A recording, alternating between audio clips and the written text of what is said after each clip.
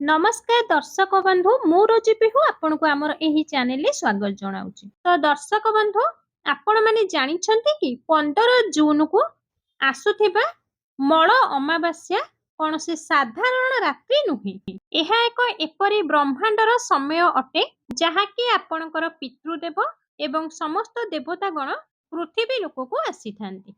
आ जदि आपणक घरे धन टिष्टि पारु नाही किंबा आपणक घरर सदस्य को कोनोसी रोग बेमारी पिछा छाडु नाही लगातार लागि रहुची किंबा आपणकर करजर बोझ एते मात्रा रे बढ़ी जाईची जे राति रे आपणकर निद हजि जाउची। तो एहार अर्थ केवल आउ केवल कोनोसी नकारात्मक शक्ति आपणक जीवन उपरे भारी पड़ी जाईची। किंतु चिंता करंतु नाही एही 15 जून को एपरी एक अद्भुत जोग फिटिबाकू जाउछि जहाँकि आपणकर पीढ़ी पर पीढ़ीर दरिद्रता को सब बेल के दूर करके रखिदेव।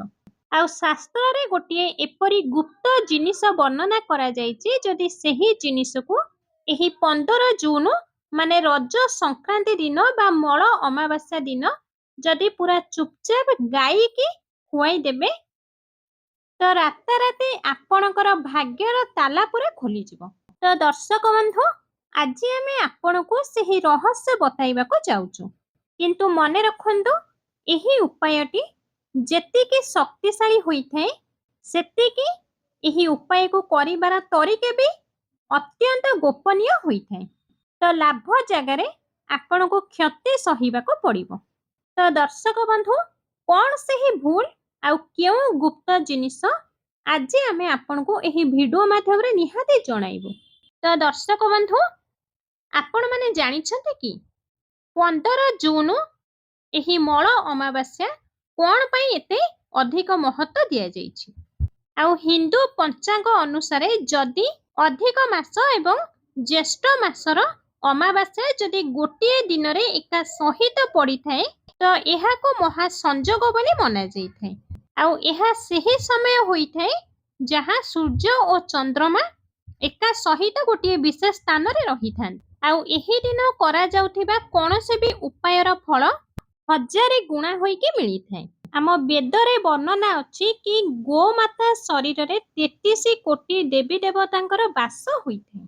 आउ अमावास्या दिन रात्रि रे जतबेले रात्रि अंधकार होई थाए तो पूरा ब्रह्मांडर शक्ति जागृत होई जाई थाए। आउ ठीक सेही समय रे आम पितृलोकंकर द्वार खोली जाई थाए। खाली सेतिकी नुहे आम पूर्वज माने सूक्ष्म रूप नैकी पृथ्वी ऊपर को आसी थांती। एहा द्वारा कौन होई थाए ना आपणक जीवन रे जेते रोग दोष अभाव अनटन गरीबी सब पोड़ी किरी ध्वंस होई जाई थाए।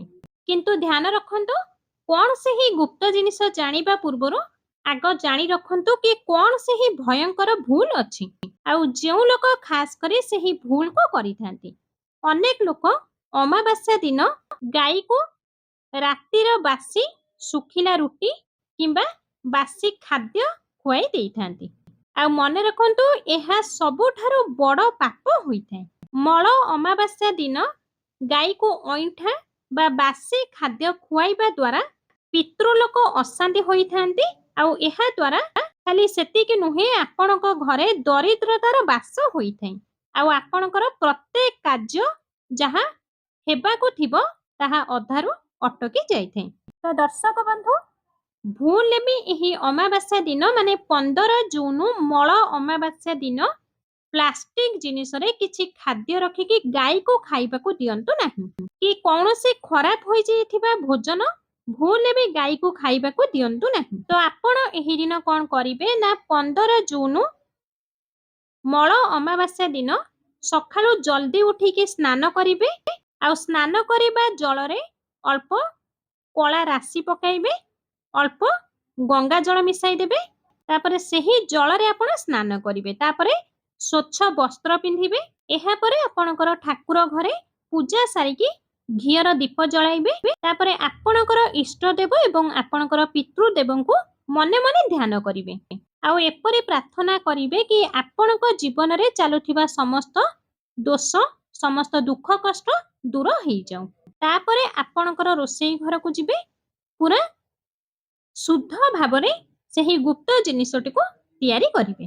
ଆଉ ଧ୍ୟାନ ରଖିବେ ସେହି ଗୁପ୍ତ ଜିନିଷକୁ ତିଆରି କରିବା ସମୟରେ ଆପଣଙ୍କର ମନରେ କୌଣସି ନକାରାତ୍ମକତା ଚିନ୍ତାଧାରା ଆଣିବେ ନାହିଁ। ଆପଣଙ୍କର ଧ୍ୟାନ ପୁରାପୁରି ଈଶ୍ୱର ଏବଂ ଆପଣଙ୍କର ମନସ୍କାମନା ଉପରେ ଧ୍ୟାନ ରଖିବେ।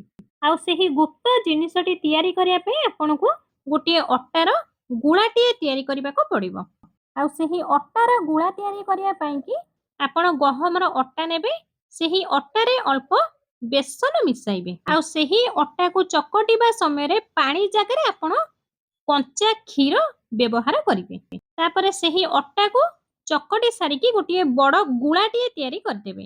ଆଉ ସେହି ଗୁଳା ଭିତରେ ମାନେ ଗୁଳା ମଝିରେ ଗୋଟିଏ ଖାଲଟିଏ କରିଦେବେ। ଆଉ ସେହି ଖାଲରେ ଆପଣଙ୍କୁ ମାତ୍ର 3ଟି ଜିନିଷ ମିଶାଇବାକୁ ପଡ଼ିବ। ତ ପ୍ରଥମ ଜିନିଷଟି ହେଉଛି ଅଳ୍ପ ଶୁଦ୍ଧ ଦେଶୀ ଗୁଡ଼। ଆଉ ଗୁଡ଼ ସୂର୍ଯ୍ୟଙ୍କର ପ୍ରତୀକ ହୋଇଥାଏ। ଗୁଡ଼ ମଙ୍ଗଳର ବି ପ୍ରତୀକ ହୋଇଥାଏ, ଯାହା ଆପଣଙ୍କ ଜୀବନରେ ଜଲ୍ଦି ସଫଳତା ଆଣିଥାଏ। ଆଉ ଦ୍ୱିତୀୟ ଜିନିଷଟି ହେଉଛି ଅଳ୍ପ ହଳଦୀ। ବେଶୀ ହଳଦୀ ନେବେ ନାହିଁ, ମାତ୍ର 1 ଚୁଟକି ହଳଦୀ ନେବେ। ଆଉ ହଳଦୀ ଦେବଗୁରୁ ବୃହସ୍ପତିଙ୍କର ପ୍ରତୀକ ହୋଇଥାଏ, ଯାହା ଧନ ଓ ଭାଗ୍ୟର କାରକ ହୋଇଥାଏ। ଆଉ ତୃତୀୟ ଜିନିଷଟି ସବୁଠାରୁ ମହତ୍ତ୍ୱପୂର୍ଣ୍ଣ ଜିନିଷ ହେଉଛି କଳା ରାଶି।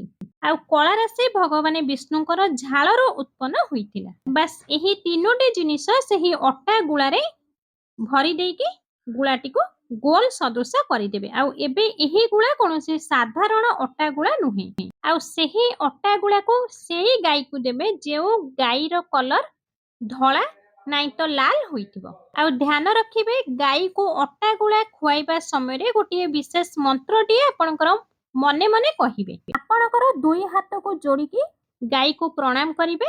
ତାପରେ ଗାଈର ମସ୍ତକକୁ ଆପଣଙ୍କ ହାତରେ ସ୍ପର୍ଶ କରିବେ। ଏହା କରିବା ଦ୍ୱାରା ଆପଣଙ୍କ ଶରୀରରେ ଥିବା ସମସ୍ତ ପ୍ରକାର ନକାରାତ୍ମକ ଶକ୍ତି ଭସ୍ମ ହୋଇଯାଇଥାଏ। ଆପଣଙ୍କ ଶରୀରରେ ଥିବା ପ୍ରତ୍ୟେକ ନକାରାତ୍ମକ ଶକ୍ତିକୁ ଗାଈ ତା ନିଜ ଆଡ଼କୁ ଟାଣି ନେଇଥାଏ।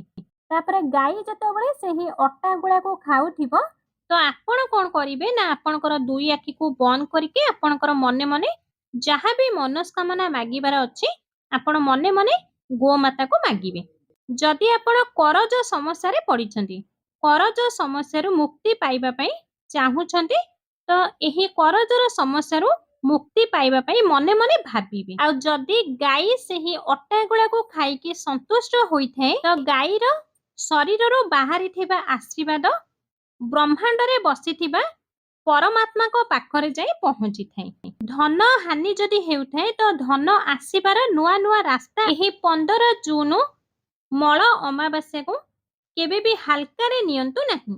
ଅଧିକ ମାସ, ଯାହାକୁ ମଳ ମାସ ବା ପୁରୁଷୋତ୍ତମ ମାସ କୁହାଯାଏ, ତ ଏହାର ମହିମା ଆହୁରି ବି 1000 ଗୁଣା ବଢି ଯାଇଥାଏ। ଆଉ ଜ୍ୟେଷ୍ଠ ମାସଟି ସୂର୍ଯ୍ୟଦେବଙ୍କର ପ୍ରଚଣ୍ଡ ରଶ୍ମିର ମାସ ହୋଇଥାଏ। ଆଉ ଏହି ମାସରେ କରାଯାଉଥିବା ଦାନ ପୁଣ୍ୟର ଫଳ 1000 ଗୁଣା ଫଳିକିରି ଆପଣଙ୍କ ପାଖକୁ ଫେରିଥାଏ। ବହୁତ ସାରା ଲୋକେ ଏହି ମାସରେ ବ୍ରତ ରଖିଥାନ୍ତି, ପବିତ୍ର ନଦୀରେ ସ୍ନାନ କରିଥାନ୍ତି, ଦାନ ମଧ୍ୟ କରିଥାନ୍ତି। ଯଦି ଆପଣମାନେ ଏହି ସବୁ କାର୍ଯ୍ୟ କରିପାରୁନାହାନ୍ତି, ତ ଏହି ଅମାବାସ୍ୟା ଦିନ ଏହି ଉପାୟ ମାନେ ଏହି ଗୋମାତାର ଉପାୟ ଆପଣଙ୍କ ଜୀବନରେ ଥିବା ସମସ୍ତ ଦୁଃଖ କଷ୍ଟକୁ ହରଣ କରିଦେଇଥାଏ। ଆଉ ଗୋଟେ କଥାକୁ ଧ୍ୟାନ ରଖିବେ, ଯେତେବେଳେ ଆପଣ ଗାଈକୁ ଅଟା ଗୁଳା ଖୁଆଇବାକୁ ଯିବେ, ତ ଆପଣଙ୍କ ପାଦରେ ଜୋତା ବା ଚପଲ ପିନ୍ଧିବେ ନାହିଁ, ଖାଲି ପାଦରେ ଯିବେ, ଯାହାକି ଆପଣଙ୍କ ପାଦ ଭୂମିରେ ସ୍ପର୍ଶ ହେଉଥିବା ଦରକାର।